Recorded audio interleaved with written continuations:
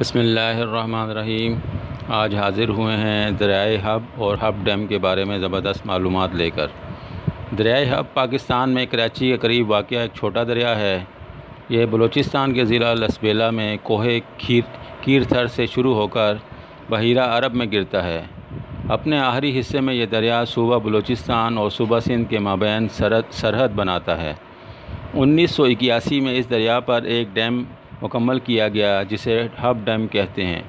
یہ ڈیم لسبیلا کے لیے آبپاشی اور کراچی کے لیے پینے کا پانی فراہم کرتا ہے۔ حب ڈیم جو کہ دریائے حب پر واقع ہے، صنعتی اور آبپاشی مقاصد کے لیے ڈیم کی تعمیر کا آغاز ستمبر 1963 میں ہوا، جبکہ ڈیم کا افتتاح جون 1981 میں ہوا۔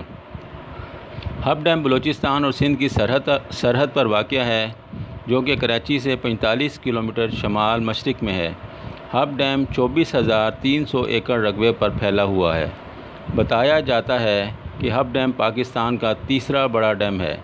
ڈیم میں 85,07,000 ایکڑ فٹ پانی ذخیرہ کرنے کی گنجائش ہے۔ ڈیم کی انتظامات وابٹا کے حوالے ہیں۔ حب ڈیم ایک تفریحی مقام بھی ہے جہاں چھٹیوں میں لوگ تفریح کے لیے آتے ہیں۔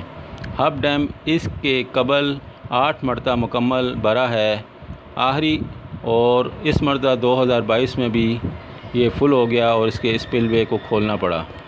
حب ڈیم صرف ایک آبی ذخیرہ ہی نہیں بلکہ ایک بہترین تفریحی مقام بھی ہے۔